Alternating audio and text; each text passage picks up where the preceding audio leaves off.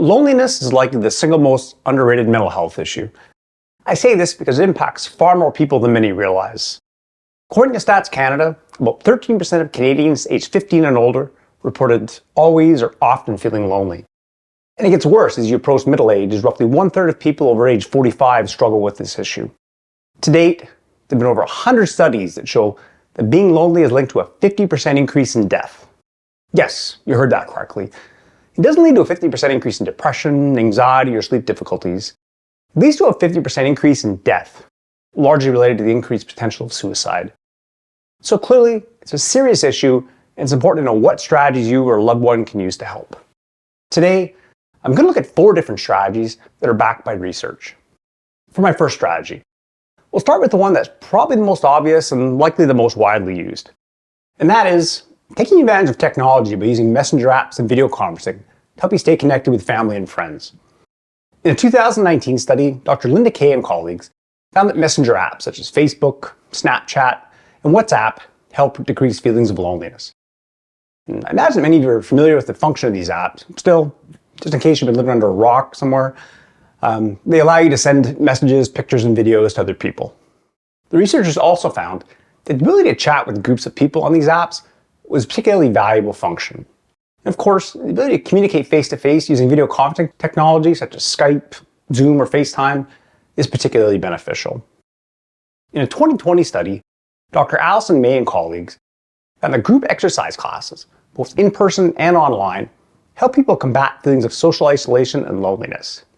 So the key here is to make video conferencing a priority, rather than viewing it as a bother, unnecessary, or technologically challenging tool if socializing in person is a challenge.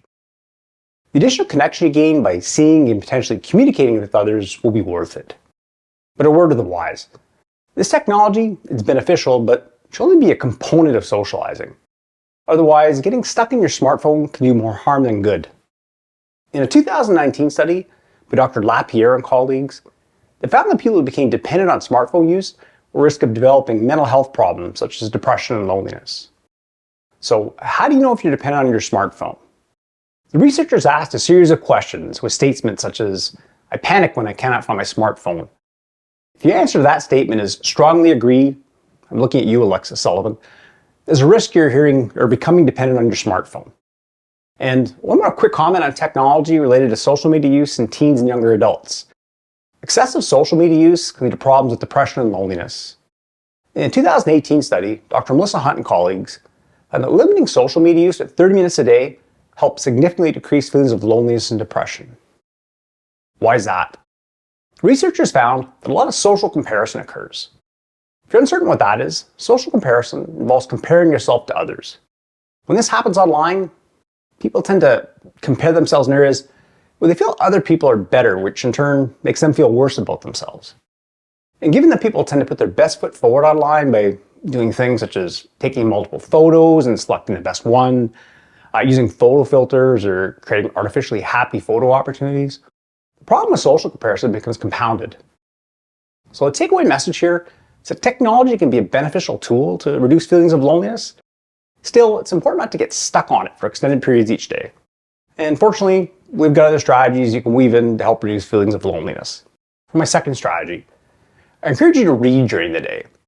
I'm not talking about scrolling through your social media feed or reading about the latest controversial thing that Trump did. I'm talking about reading a novel. In a 2013 study by Dr. David Kidd and Emmanuel Castano, they found that reading a novel can help reduce feelings of loneliness. So you might be wondering why did this work? A novel not only allows you to get lost in a good book, but can also allow you to create a connection with the author. When reading a novel, there are times we can find parallels with ourselves and other characters in the book. A great author can make you feel as if someone knows you personally, or at the very least, it can feel comforting and connecting that another person experiences the same thoughts and feelings that you do.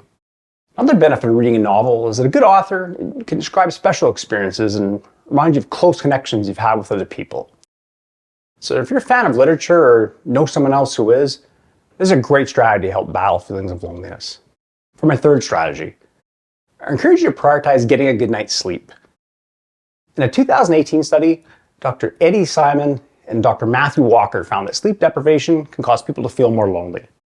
And to make matters worse, A lack of sleep makes people less likely to engage with others. So if you're wondering why this is, people tend to feel less socially attractive when they don't get enough sleep. So they withdraw, which presents a barrier to in-person or video communication. Of course, if you don't get a good night's sleep, I highly encourage you to power through and socialize, especially with family and friends. However, it's helpful to make a concerted effort to improve your sleep quality. If you're interested in doing so, I've created another video called How to Worry Less When You Should Be Sleeping, which I encourage you to check out. But for now, I'll discuss 10 core components that I encourage you to use to develop a good sleep routine. For starters, it's important to have at least a 1-hour wind-down period before bed to allow you to do something relaxing. This could be taking a bath, showering, reading, or engaging in another relaxing activity. If you choose to read in a device, use the night shift mode on your phone, or turn the brightness down to help minimize the blue light. Second, be sure to go to bed and wake up at the same time every day. That includes weekends as well. Third, keep it dark. Generally speaking, darker the better. Number 4, keep it quiet, but feel free to use white noise or a fan to block distracting background noises. Fifth, keep it cool. Within reason, of course. That means in the 20 degrees Celsius or 68 degree Fahrenheit ballpark. 6, avoid ruminating, which is excessive concern about past events or worry about the future. Instead, have an interesting thought to focus on. Because if you don't fall asleep right away, you'll need something relaxing or at least interesting to think about.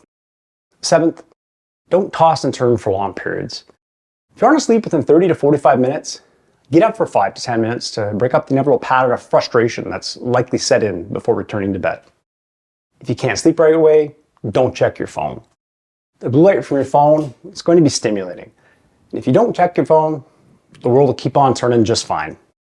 Number 9, don't do mental math to figure out how much sleep you'll get if you fall asleep this instant. Chances are you can't pull that magic trick off and only create more pressure to fall asleep. And lastly, don't put too much pressure on yourself to fall asleep quickly. This will take you further away from relaxation, which is what you need to be able to do to fall asleep. Besides, if you get a poor night's sleep, you might feel lousy, but you'll still be able to function the next day. For my 4th strategy, I suggest using nostalgia to help you feel less lonely. If you wonder what nostalgia means, it involves thinking about better times. In a 2008 study, Dr. Xinyu Zhu and colleagues found that nostalgia not only helped reduce feelings of loneliness, but also improve mental health in general. A few quick examples of nostalgic thinking could include thinking back to a happy time, such as a past birthday that was enjoyable, a fun event when you were younger, or a great experience with someone close to you. And even if some of these memories bring up a few negative emotions, that's okay.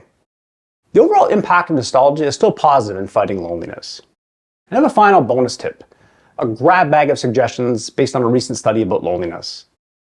In a 2020 study, Dr. Elaine Parvati and colleagues explored different ways to reduce feelings of loneliness by setting activities that could rival face-to-face interaction. What was also interesting in this study is that they found a few unconventional activities that were also highly effective. So here we go. The top 3 activities the researchers found to be similar in effectiveness to face-to-face interaction were listening to a favorite musician, watching a film they like, and enjoying a TV show. And there are other effective strategies as well, such as having reminders of friends and family around the house, eating favorite foods, reading a book, playing with a pet, and even gaming can all help to reduce feelings of loneliness. These activities are effective because they can help increase social connectedness, which in turn helps to fill your social fuel tank. This is particularly important because when your social fuel tank runs low, it leads to mental health issues such as depression, anxiety, and loneliness. I highly encourage you to use a few of these daily strategies to reduce feelings of loneliness.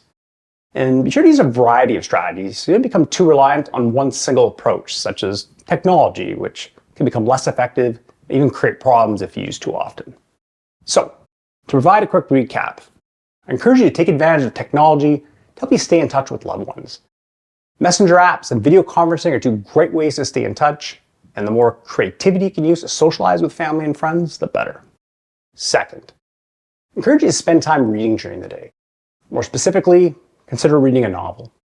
Research shows that connecting to the story's author or characters can help decrease feelings of loneliness. For my 3rd strategy, getting a good night's sleep is a top priority. People are more likely to withdraw socially when they're sleep deprived, and this even includes family and friends. 4th, suggest taking some time to be nostalgic, which means thinking about enjoyable times in the past. For instance, if you're missing someone in particular right now, being nostalgic is a great way to improve your feelings of connection while decreasing feelings of loneliness. And for my final bonus tip, consider trying a few unconventional activities that researchers have found to be effective. These strategies include listening to a favorite musician, watching a film you liked, enjoying a TV show, having reminders of family and friends around the house, eating favorite food, reading a book, playing with a pet, and gaming. So I hope you found these strategies helpful. If you're interested in learning more about coping with feelings of loneliness, please contact us at Sullivan Associates Clinical Psychology. If you enjoyed the video, like it, share it, subscribe to the channel. Thank you for watching.